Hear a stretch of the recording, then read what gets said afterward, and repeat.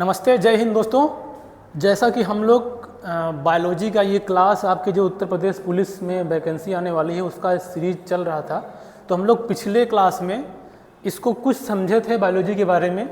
और इसका जो लोग वीडियो ना देखे होंगे तो हम डिस्क्रिप्शन में भी डाल देंगे, बाकी प्लेलिस्ट में है, ऊपर जाके देख लीजिएगा तो बातें अच्छी समझ में आएगी। हम लोग आज इसके आगे कंटिन्यू करते हैं बायोलॉजी के बाद, मतलब बायोलॉजी में आगे और क्या हम लोग पढ़ेंगे। तो चलिए हम लोग आगे देखते हैं। ये सारी चीज़ें अगर देखा जाए तो यहाँ से हम लोग अगर देखें तो हम लोग ये सारी चीज़ पढ़ लिए थे कि इनके फादर कौन थे बायोलॉजी के, और उसके बाद इनके क्या स्टडी के बारे में क्या था, ब्रांचेस क्या थी, कुछ बहुत सारी चीज़ें इनमें से हम लोग पढ़े थे। हम लोग आज अब पढ़ेंगे, पढ़ना था हम लोग का सेल के बारे में।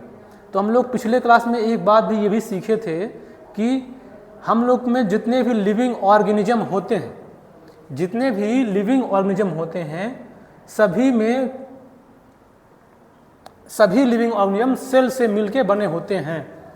जैसे कि हम लोग बात करें अगर सेल की, लिविंग ऑर्गेनिज्म की, तो हम लोग इतना बात किए थे कि जितने भी ऑर्गेनिज्म हैं वो सारे छोटे छोटे ऐसे सेल से मिलके बने थे, ठीक है। अब यही सेल पहले अगर एक रहेगा तो ये सेल जिसको हम लोग कोशिका बोलते थे, अब जब ये मिल जाएगा, जैसे ये दोनों मिल जाएंगे तो इन दोनों को मिलने से ऊतक बना था, वो हम लोग समझे थे। फिर इसके बाद फिर ऊतक सिस्टम, फिर अंग तंत्र, फिर पूरी बॉडी, ठीक है। तो इतना हम लोग समझे थे। और अब हम लोग आज ये समझेंगे कि जैसे मान लीजिए एक सेल है, अगर हम देखें एक कोशिका है, अगर हम एक कोशिका की अगर बात करें ऐसे, क्योंकि हमारे बॉडी में सब कुछ कोशिकाओं से मिलके बना होता है, तो अगर हम इस कोशिका को अच्छी तरह से जान जाएं कि इस कोशिका के अंदर क्या क्या होता है, हालांकि इतनी बड़ी कोशिका नहीं होती है, आप लोगों को समझने के लिए हम इतना बड़ा यहाँ पे दिखाए हैं। तो अगर हम जान जाएं कि इसके अंदर क्या क्या होता है और इसके क्या क्या पार्ट हैं, तो इससे मिल के जो भी चीज़ बनेगा उसको हम लोग अच्छी तरह से समझेंगे। तो हम लोग इस क्लास में इसे ही पढ़ेंगे कि इस कोशिका में क्या क्या पाया जाता है ना, न्यूक्लियस, माइटोकॉन्ड्रिया और तमाम चीज़ें हैं जो भी हैं, इसको हम लोग आप इसमें पढ़ेंगे कि इसमें क्या क्या चीज़ें हमको देखने को मिलती है। तो अगर हम बात करें कोशिका की, तो ये जो कोशिका होती है हमारे शरीर में, ये हमारे शरीर में कोशिका अगर एक उसको देखें तो संरचना के आधार पर जीवधारियों में ये कोशिका दो प्रकार की पाई जाती है। एक को बोलते हैं प्रोकैरियोटिक कोशिका और एक को बोलते हैं यूकैरियोटिक कोशिका। मतलब यही जो सेल यहाँ बनाए हैं, यही कोशिका को हम लोग इनके संरचना के आधार पे पहले डिवाइड कर दिए हैं दो पार्ट में। बस बिल्कुल आप लोग समझते रहिएगा ध्यान से कि ये कोशिका की हम ये बात कर रहे हैं, अभी हमें इसके बारे में पूरा डिटेल अध्ययन करना है अपने एग्जाम के पॉइंट ऑफ व्यू से। तो देखा गया तो इस कोशिका को दो प्रकार से हम लोग बांट दिए, एक प्रोकैरियोटिक कोशिका और एक यूकैरियोटिक कोशिका। अब जो प्रोकैरियोटिक कोशिका है, इसकी कहानी ये है कि एक्चुअली देखा जाए तो प्रो मतलब हम ये कह सकते हैं कि प्रो मतलब प्री कह सकते हैं, मान लीजिए, और प्री मतलब पहले कह सकते हैं। अर्थात जो कोशिकाएं पहले बनी, अब पहले बनने का मतलब ये हुआ कि जब भी विकास हुआ था, मतलब हमारे अर्थ में अर्थ आया, फिर उसमें अर्थ में जब जीवन आया, तो जीवन में जो कोशिकाएं पहले बनी उसको बोला गया प्री अर्थात प्रोकैरियोटिक। अब इसके क्या करैक्टर हैं उसको हम लोग अभी समझेंगे कि प्रोकैरियोटिक में क्या होता है। और उसके बाद दूसरा है यूकैरियोटिक। अब जो यूकैरियोटिक है ये बाद में आई और ये थोड़ा सा ज़्यादा डेवलप थी कोशिकाएं, मतलब हम लोग इसी कोशिका के बारे में समझ रहे हैं। तो अब हम लोग इसको समझेंगे कि प्रोकैरियोटिक और यूकैरियोटिक जो है ये क्या होता है। तो देखिए, पहला है प्रोकैरियोटिक कोशिका। अब प्रोकैरियोटिक कोशिका देखा जाए तो प्रोकैरियोटिक कोशिकाएं ये एक कोशिकीय जीवों में पाई जाती हैं और इसमें केंद्रक पदार्थ के चारों ओर केंद्रिका झिल्ली नहीं होती है। और इसमें माइटोकॉन्ड्रिया, क्लोरोप्लास्ट, गाल्जी का तथा लाइसोसोम ये सब भी नहीं पाए जाते हैं। हमने कहा कि इसका ये एक कोशिकीय जीवों में पाई जाती है। तो अब हम लोग थोड़ा सा बात कर लें कि हमारे जो सेल होते हैं, जो जीव होते हैं, वो दो प्रकार से होते हैं। एक तो देखिए, एक होते हैं एक कोशिकीय, एक होते हैं एक कोशिकीय और एक होता है बहुकोशिकीय।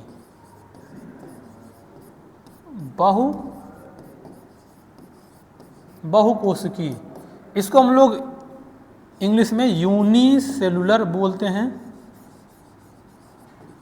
और इसको हम लोग बोलते हैं मल्टीसेलुलर। ठीक है। अब एक कोश की मतलब यह है कि जिसका संपूर्ण शरीर केवल एक कोशिका से मिल के बना होता है। जैसे हम बात करें, एक होता है अमीबा। अमीबा एक कोशिकीय जीव है।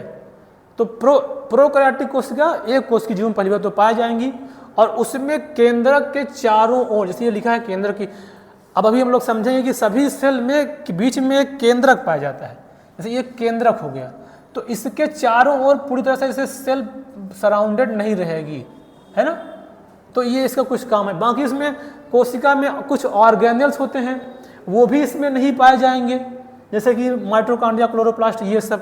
ठीक है।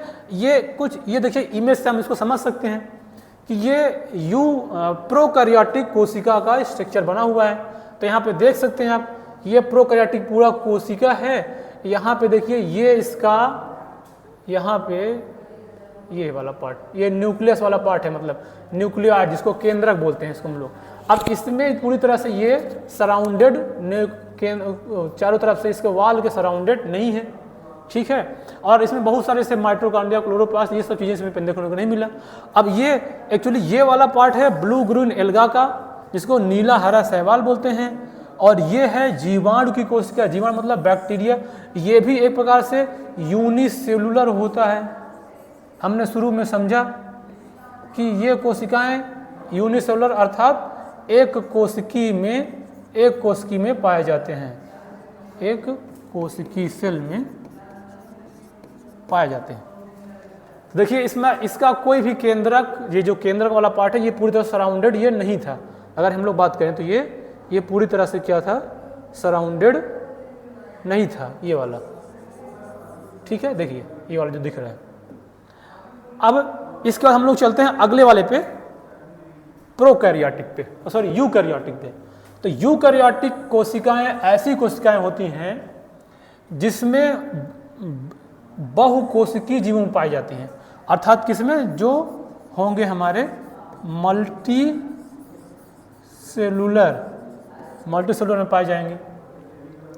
और इनकी संरचना थोड़ी जटिल होती है, कॉम्प्लेक्स होती है। जटिल और सिंपल का मतलब क्या है कि जो अगर हम बना दिए एक कोश की, अर्थात ये सीधा बना दिए, एक झोले लाइक स्ट्रक्चर है, सब कुछ इसी में जा रहा है, इसी से सब कुछ निकल रहा है। इसमें किसी कुछ अलग अलग कार्य करने के लिए अलग अलग कोई सिस्टम नहीं है। अलग अलग कार्य मतलब जैसे पाचन के लिए, श्वसन के लिए, ऐसा कोई अलग अलग सिस्टम बिल्कुल नहीं है। इसमें केवल एक ही कोशिका है, सब कुछ इसी में हो रहा है, इसीलिए वो जटिल कोशिका होती है। इसमें केंद्रक पदार्थ डीएनए, क्षारीय प्रोटीन का बना होता है। और इसके कोशिका द्रव्य में माइटोकॉन्ड्रिया, क्लोरोप्लास्ट, गाल्जी बॉडी, ये सब लाइसोसोम, ये सब अंगक पाए जाते हैं, मतलब ये ऑर्गेनल्स पाए जाते हैं। अब ये देखिए इसका इमेज, ये प्रोकैरियोटिक कोशिका का, सॉरी यूकैरियोटिक कोशिका का इमेज है। ये वाली यूकैरियोटिक, ये प्लांट की हमने बनाया है, इधर वाला ये ए वाला पार्ट, ये प्लांट में देखने को मिलता है और ये एनिमल में दिखने को मिलते हैं। प्लांट और एनिमल में कुछ अंतर होते हैं, बाकी सेल एनिमल में भी पाए जाते हैं, और प्लांट में भी पाए जाते हैं। बस इनमें कुछ अंतर होते हैं कि प्लांट वाले में कुछ चीज़ें एक्स्ट्रा पाई जाती हैं और एनिमल में कुछ चीज़ें नहीं पाई जाती, और कुछ इसमें पाया जाता है प्लांट में, कुछ एनिमल में। ठीक है। तो हम लोग इसको समझेंगे। अब देखो इसमें क्या है, ये केंद्रक वाला पार्ट पूरा है, ये पूरी तरह से उससे सराउंडेड है, मतलब ये न्यूक्लियस वाला जो पार्ट है ये सराउंडेड है पूरी तरह से। ठीक है। इसी प्रकार से एनिमल में बात करें, ये वाला भी क्या है, पूरा सराउंडेड है। तो पूरी तरह से न्यूक्लियस डेवलप है। और ये सेल में सब कुछ हमको mitochondria, ribosome, endoplasmic reticulum, nucleus, ये सब चीज़ें देखने को मिलती हैं। ठीक है, तो ये है क्या है, प्रोकैरियोटिक कोशिकाएं। अब बात करें प्रोकैरियोटिक कोशिका, सॉरी यूकैरियोटिक कोशिका। अब यूकैरियोटिक में क्या आएगा, यूकैरियोटिक में सारे प्लांट, जितने भी एडवांस एनिमल्स हैं, जैसे कि ह्यूमन भी कह लीजिए, बाकी और भी कुत्ता, गाय, भैंस, बिल्ली, सब इसी में आएंगे। सब में यूकैरियोटिक सेल और मल्टी सेलुलर कोशिकाएं पाई जाती हैं। ठीक है, अब हम लोग आगे समझते हैं थोड़ा सा कोशिका का कुछ इन्फॉर्मेशन, इन्हीं कोशिकाओं को लेके कुछ फैक्चुअल चीज़ें हैं जो आपके एग्जाम के पॉइंट ऑफ व्यू से महत्वपूर्ण हैं। तो पहला नंबर हम लोग देखेंगे कि अगर देखा जाए तो सबसे छोटी कोशिका, मतलब अगर जो हम बात कर रहे हैं सेल की बात कर रहे हैं, तो सबसे छोटी कोशिका माइकोप्लाज्मा गैलेप्सिटिकम, माइकोप्लाज्मा गैलेप्सिटिकम में पाई जाती है। सबसे छोटी कोशिकाएं होती हैं। कभी कभी इसको पीपीएलओ अर्थात प्लूरो न्यूमोनिया लाइक ऑर्गेनिज्म बोलते हैं। ये सबसे छोटी कोशिका उसमें देखी गई है। दूसरी है सबसे बड़ी कोशिका। सबसे बड़ी कोशिका शुतुरमुर्ग के अंडे में, ऑस्ट्रिच बोलते हैं इसको, एग में पाई जाती है। ये भी एग्जाम में सीधा सीधा बात आएगा कि सबसे बड़ी कोशिका कहाँ पाई जाती है, सबसे छोटी कोशिका। तीसरा बात आएगा सबसे लंबी कोशिका। देखिए बड़ी और लंबी में अंतर है। बड़ी मतलब कि लार्जेस्ट, कोई चीज नहीं कि लंबा हो, बस बड़ा हो, बस एरिया कवर करे, उसको बोलेंगे बड़ी कोशिका, है ना। एनाकोंडा की तरह पड़ा रहे, मोटा ताजा, तो वो बड़ी हो गई। लंबी मतलब जैसे धागा ले लीजिए, लंबा खींच दीजिए तो लंबी। तो सबसे लंबी कोशिका तंत्रिका कोशिका, नर्व सेल। ये नर्व सेल जिसके द्वारा कह लीजिए सूचनाएं हमारे मस्तिष्क तक पहुंचती हैं, हमारे हर पार्ट से, तो वो हमारी कोशिका होती है तंत्रिका कोशिका। अब बात आती है 4 नंबर पॉइंट में, क्या है, मानव शरीर में पाई जाने वाली सबसे बड़ी कोशिका। ये भी याद रखिएगा, यहाँ पूछा गया सबसे बड़ी कोशिका, मतलब ये पूरे हमारे इन्वायरमेंट की बात कर रही है, मतलब हमारे पूरे ऑर्गेनिज्म में बात कर रही है कि इसमें कहाँ पाई जाएगी। तो माइकोप्लाज्मा में बाई सबसे छोटी और शुतुरमुर्ग के अंडे में सबसे बड़ी। बात अगर की जाएगी मानव कोशिका में, तो मानव कोशिका में पाई जाने वाली सबसे बड़ी कोशिका अंडाणु या ओवम, जिसको मादा युग्मक अर्थात फीमेल गैमिट बोलते हैं। मतलब फीमेल के जो गैमिट होते हैं अर्थात ओवम या अंडाणु, उसकी सेल ह्यूमन में सबसे बड़ी होती है। अब मानव शरीर में बात करेंगे तो मानव शरीर में पाए जाने वाली सबसे छोटी कोशिका शुक्राणु होती है, जिसको स्पर्म बोलते हैं। ये नर युग्मक अर्थात मेल गैमिट है। मतलब सबसे बड़ी कोशिका फीमेल के ओवम की होती है और सबसे छोटी कोशिका ह्यूमन की बात करें तो शुक्राणु की होती है। ये फैक्चुअल चीज़ें हैं, इसको आप लोग याद रखिएगा क्योंकि एग्जाम में डायरेक्ट ऐसे क्वेश्चन आएगा। बात में आई। अब इसके बाद हम लोग सेल को अभी पढ़ेंगे, इसके अंदर क्या क्या चीज़ें पाई जाती हैं। जैसे कि बात करें आगे की बात, तो देखिए ये वही दिया गया कि माइकोप्लाज्मा जो सबसे छोटी होती है, कुछ इमेज यहाँ दिया गया है। ये आपका माइकोप्लाज्मा है, ये माइकोप्लाज्मा की सेल है। इतनी बड़ी नहीं होती है, ये माइक्रोस्कोप से खींच के बनाई गई है, इसलिए इतनी बड़ी दिख रही है। ये बहुत छोटी हमारे आंखों से दिखाई नहीं देगी। और ये स्पर्म, बात की ह्यूमन की सबसे छोटी कोशिका, ये स्पर्म दिख रहा है, ये ऐसा स्पर्म होता है, ठीक है। और ये ओवम है, फीमेल गैमिट, सबसे बड़ा कोशिका। ये है हमारी तंत्रिका तंत्र, ये हमारा जो नर्वस सिस्टम का होता है, तंत्रिका, ये तंत्रिका की हमारी सेल है, सबसे लंबी होती हैं। और ये एग की बात कर रहे हैं, देखिए यहाँ पे ये ऑस्ट्रिच मतलब शुतुरमुर्ग का अंडा रखा हुआ है। ये देख कंपेरिजन आप कर सकते हैं, ये इतना बड़ा है और इसके पास ये मुर्गी के अंडे रखे हैं छोटे छोटे, ये इतने छोटे हैं, मतलब इतना बड़ा होता है। तो सबसे बड़ी सेल इसमें, सबसे छोटी सेल माइकोप्लाज्मा में। ह्यूमन की बात करें तो सबसे बड़ी सेल ओवम में, और स्पर्म में सबसे छोटी। और सबसे लंबी कोशिका की बात करेंगे तो तंत्रिका कोशिका होती है सबसे लंबी कोशिका। अब आगे चलते हैं। अब हम लोग सेल के भाग को समझेंगे। सेल के भाग मतलब part of cell. Part of cell का मतलब ये समझिए कि जैसे हम लोग अभी यहाँ थोड़ा समझ जाइए कि हम लोग इसे सेल को पढ़ेंगे, है ना। जब हम लोग सेल को पढ़ेंगे तो ये बना रहे हैं, मान लीजिए एक सेल बना दे रहे हैं, सेल इतनी बड़ी नहीं होती है, इसको हम जूम करके देखेंगे तो इतनी बड़ी दिखेगी, ऐसे ऐसे कुछ, ठीक है। तो इसमें क्या क्या हो, अगर हम लोग एक सेल को जान जाएंगे कि इसके अंदर क्या क्या चीज़ें होती है, तो फिर सारे सेल को समझ जाएंगे कि अगर इससे मिलने वाला जो चीज़ मिल के बनेगा उसमें क्या क्या चीज़ कैसा होगा, मजबूत होगा कि सॉफ्ट होगा कि हार्ड होगा, उसको समझ जाएंगे। जैसे कि जब घर बनता है तो सबसे छोटी यूनिट उसकी होती है ईंट। अब ईंट को हम लोग अगर ये जैसे एग्जाम्पल समझेगा, ईंट को पढ़ लें कि ईंट किससे मिलके बनता है, मिट्टी से, फिर उसको कैसे बनाते हैं, क्या क्या डालते हैं, तो उसी तरह से हम लोग एक सेल को पहले पढ़ लेंगे तो इसके अंदर क्या क्या चीज़ें होती हैं, है ना। तो हम लोग फिर इस सेल से मिलने वाले जैसे ऊतक, अंग, अंग तंत्र जो मिलेगा उसको भी हम लोग समझ जाएंगे, अगर इस सेल में ये होगा तो उसमें भी यही चीज़ होगा। बस में आई। एक एग्जाम्पल और हम बात कर सकते हैं, जैसे मान लीजिए इस बाटल का हम एग्जाम्पल दे रहे हैं, मान लीजिए इस बाटल को हम एक सेल मान ले रहे हैं। अब इस बाटल को एक सेल मान लीजिए, इसके अंदर देखिए पानी भरा है, तो इसी तरह से इसके अंदर भी एक द्रव्य भरा होता है जिसको बोलते हैं साइटोप्लाज्म। अब उसी द्रव्य में बहुत सारे अंगक डाले, मतलब ऑर्गन डाले हुए होते हैं, जैसे माइटोकॉन्ड्रिया, राइबोसोम। तब ये बाटल पानी ले लिए, इसको हम खोल के इसमें बहुत सारा चीज़ डाल दिए, और वो सारा सेल इसी में ऐसे तैरता रहेगा। इसी प्रकार से इसमें भी बहुत सारी चीज़ें पाई जाती हैं। तो वही बहुत सारी चीज़ें पाई जाती है, उसी को हम इसको समझेंगे कि इसमें क्या क्या चीज़ पाया जाता है। जैसे कि अब इस वाले इमेज से इसको हम देखते हैं, इस इमेज से देखिए, इससे देखते हैं कि ये एक कोशिका का बना हुआ है सेल, ये कोशिका का स्ट्रक्चर बना हुआ। तो इसमें आप देख सकते हैं कि सबसे पहले देखिए इसका बाहर ये जो वाल है, ये जो दिख रहा है ग्रीन कलर, ये सब क्या है, सबसे बाहर एक दीवार होगी, समझ सकते हैं कि इसके अंदर कौन जाए कौन नहीं, ये हर जगह बनी हुई है, ठीक है। इसको हम कह सकते हैं ये कि सेल वाल। ये सबसे पहले क्या होगी, इसमें एक सेल वाल होगा, फिर इसके अंदर क्या होगा, दूसरी वाल, इसके अंदर एक ये वाली वाल हो गई, फिर ये कलर दिख रहा होगा, ये वाला कलर अलग से, ये सेल मेम्ब्रेन हो गया। अब इसके अंदर कुछ इसके प्रोटोप्लाज्म पाए जाएंगे, और उसी के अंदर बहुत सारे ये ऑर्गन दिख रहे होंगे, जैसे माइटोकॉन्ड्रिया, क्लोरोप्लास्ट, गाल्जी बॉडी और न्यूक्लियस, न्यूक्लियोइड और पराक्सीसोम, राइबोसोम, एमाइलोप्लास्ट, साइटोप्लाज्म, ये सब इसके अंदर घुले हुए होते हैं, इसके अंदर पाए जाते हैं। तो हमको एक्चुअली यही वाला पार्ट पढ़ना है कि इसमें कौन कौन से पार्ट पाए जाते हैं।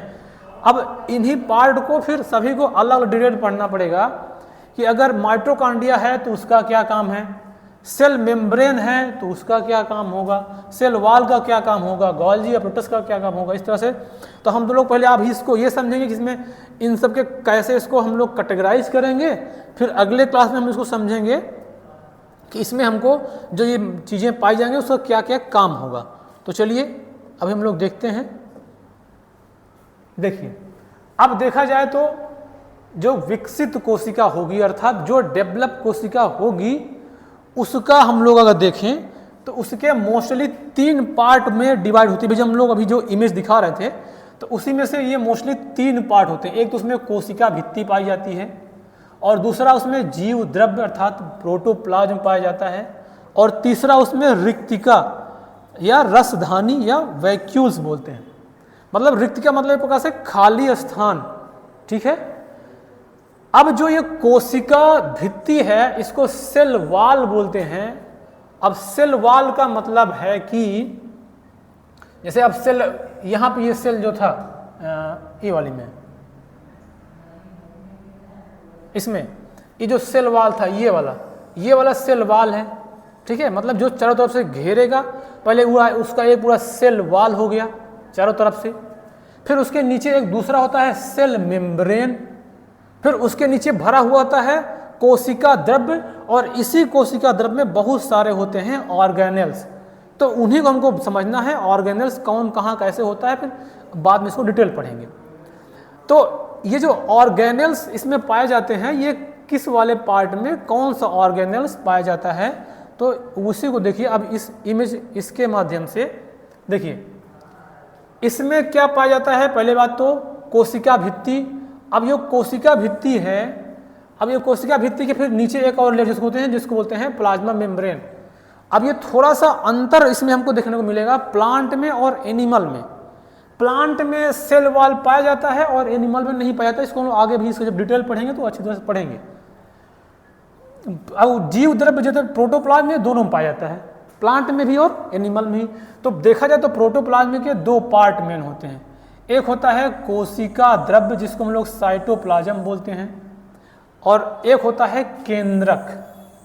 ठीक है, जीव द्रव्य में दो पार्ट होते हैं, एक कोशिका द्रव्य और एक साइटोप्लाज्म। कोशिका द्रव्य मतलब साइटोप्लाज्म और केंद्र मतलब न्यूक्लियस। अब देखा जाए तो ये क्या है, द्रव्य मतलब क्या है, जैसे मान लीजिए एक चीज हम ऐसे ले लिए, इसके अंदर कुछ भर दिए। अब ये जो ये डाल दिए हैं ये क्या है, ये द्रव्य भरा हुआ है, तो इसी को बोले कोशिका द्रव्य। अब इसी कोशिका द्रव्य में एक न्यूक्लियस होता है, इसी कोशिका द्रव्य में बीच में एक हमको न्यूक्लियस मिलेगा।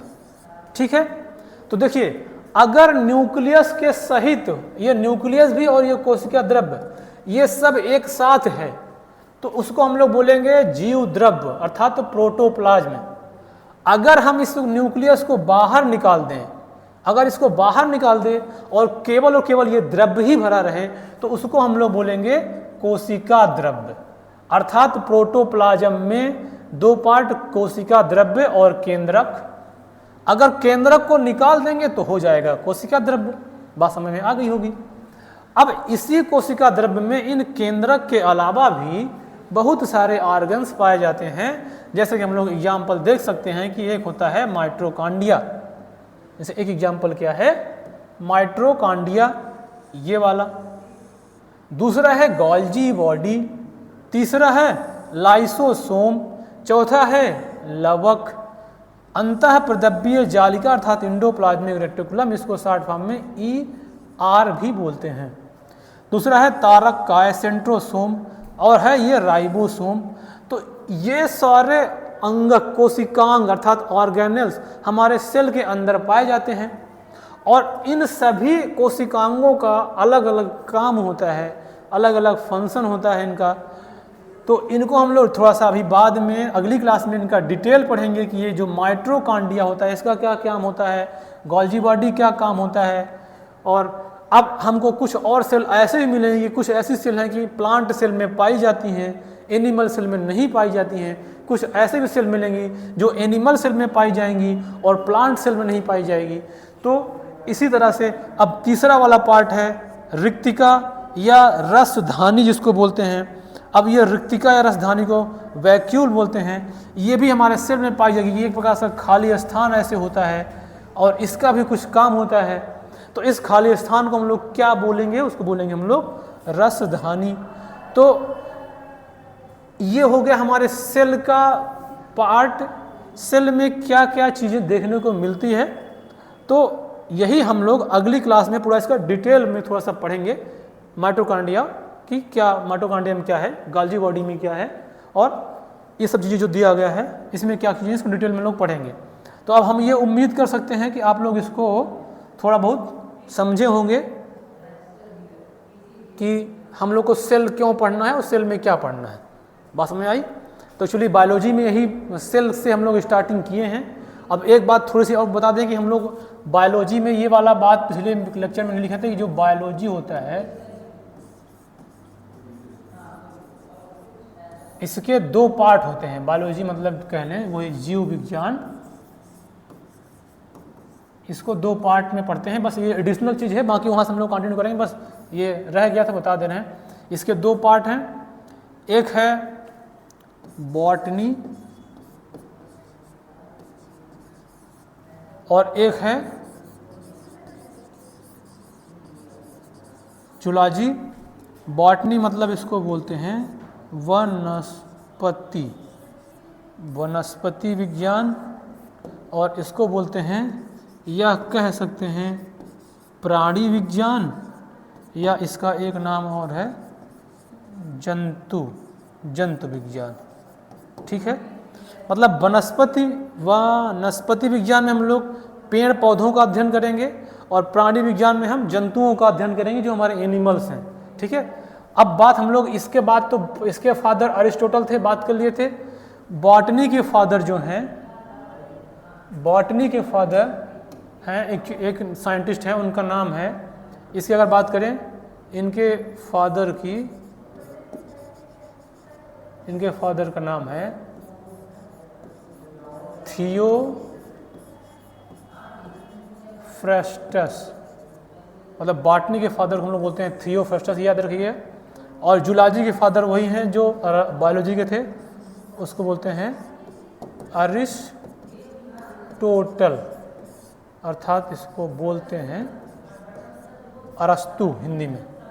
तो बस ये चीज़ थोड़ा सा रह गया था, बाकी हम लोग अब इसी वाले में अगले क्लास में जो ये वाला बात पढ़े हैं इसी को हम लोग कंटिन्यू आगे करेंगे कि कोशिका द्रव्य में जो जो चीज़ पाए जाते हैं, माइटोकॉन्ड्रिया क्या होता है, गोल्गी बॉडी क्या होता है, ये सब बात पढ़ेंगे। अब हम ये उम्मीद करेंगे आप लोग सेल थोड़ा समझे होंगे, और आगे जब इसके बारे में पढ़ लेंगे तो माइटोकॉन्ड्रिया तो थोड़ा सा और बात समझ आएगी कि सेल में क्या क्या चीज़ होती है और इसको क्या हम लोग पढ़ते हैं और इसका क्या इम्पोर्टेंस होगा हमारे लाइफ में जब ये इकट्ठा हो जाएगा, और इसके अलग अलग जो पार्ट हैं इनमें क्या क्या बात है। तो ठीक है, फिर हम लोग अब अगले क्लास में मिलेंगे इसके डिटेल में। ठीक है, ओके।